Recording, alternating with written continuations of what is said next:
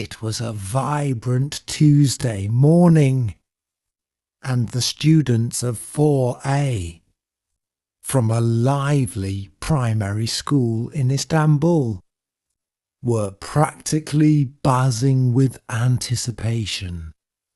Today was the day for their much-awaited school trip to the Grand Ottoman Museum, a place renowned for its vast collection of artifacts, spanning centuries of Turkish history. Their beloved teacher, Mrs. Ake, had promised them an unforgettable experience. Whispers circulated about ancient sultans' robes, intricate calligraphy, and even a fabled compass rumoured to point to forgotten treasures. As their yellow school bus pulled up to the imposing entrance of the museum, a magnificent structure of carved stone and elegant arches, the children gasped. They poured out, a colourful stream of eager faces, and stepped inside. The air was cool and smelled faintly of old wood and history. Giant tapestries depicting battle scenes adorned the walls, and display cases gleamed with jewelled daggers, delicate ceramics, and handwritten scrolls.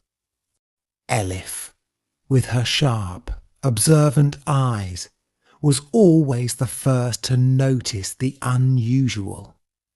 As their group moved deeper into the museum, past the grand hall filled with royal portraits, she spotted a dimly lit, narrow corridor branching off from the main path. It seemed largely unnoticed by other visitors. At the very end of this secluded passage stood a weathered, heavy wooden door bound with rusty iron straps. Strange, faded symbols were etched into its surface, and a small, almost illegible wooden sign hung crookedly beside it, although the words were too faded to read. The faint carvings beneath showed tiny figures engaged in crafting, hinting at an old workshop. "Look," Elif whispered, tugging at the sleeves of her best friends. Ali and Can, Ali, always a little cautious, peered nervously down the dark corridor. Can, however, shared Elif's adventurous spirit.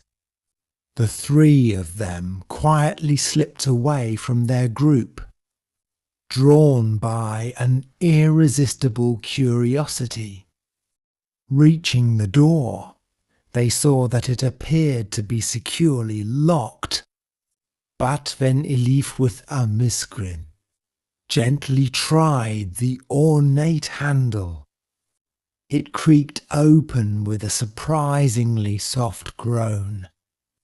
A wave of musty, ancient air, distinct from the museum's general scent, wafted out. The room beyond was cloaked in shadows, a thick layer of dust covering everything. Just as they were about to retreat, remembering Mrs. Ike's strict instructions to stay with the group, a series of faint clunking and whirring sounds drifted from within.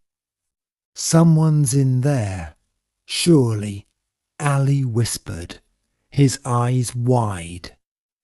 Elif, brimming with courage, pulled out her phone and switched on its flashlight, pointing the beam into the darkness. The light danced across the room, illuminating an extraordinary sight, a small, intricately carved wooden horse, its painted eyes seeming to glint, stood on a workbench. Next to it, an unfinished toy soldier lay propped against a tiny, whirring lathe. They realized with a jolt that the sounds weren't from a person, but from the toys themselves. A little marionette, its strings tangled, was delicately carving a piece of wood, its miniature tools clinking rhythmically. A vintage wind-up train chugged slowly along a dusty track, its whistle letting out a tiny, almost inaudible puff of steam. A small, porcelain doll with chipped cheeks was meticulously stitching a miniature dress for a teddy bear. They're alive. They're magic, Ken exclaimed, his voice barely a breath. The children watched, mesmerized, as the workshop bustled with silent, miniature activity. A soft, melancholic melody, as if played on an ancient music box, filled the air, seeming to emanate from the very walls. As they looked around, their gaze fell upon a tiny, yellowed note tucked under a small, wooden spinning top. C'est élégant. Looping script read, "This workshop is the beating heart of forgotten toys. They crave not only play but to be remembered. It is the loving heart that breathes life into them." Just then, Mrs. Ike's voice echoed down the corridor. "Elif, Ali Khan, where have you gone?" The children, startled, quickly emerged from the enchanted room. Breathlessly, they recounted their incredible discovery, their words tumbling over each other in a rush of excitement. Mrs. Ake listened, a knowing smile playing on her lips. "Ah, the old toy workshop," she said softly.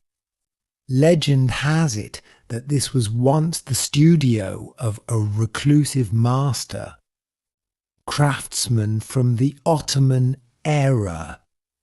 He believed that every toy held a piece of its maker's soul, and that only children with truly loving and imaginative hearts could see them come to life." The children returned to their classmates, their minds reeling. They had seen something more wondrous than any sultan's crown. On the bus ride back to their school in Istanbul, they exchanged secret glances, feeling like they were now guardians of a beautiful, hidden secret. From that day forward, Elif, Ali, and Ken never looked at an old toy the same way. They knew, deep in their hearts, that with a little love and a lot of imagination, even the simplest wooden figure could hold a spark of magic.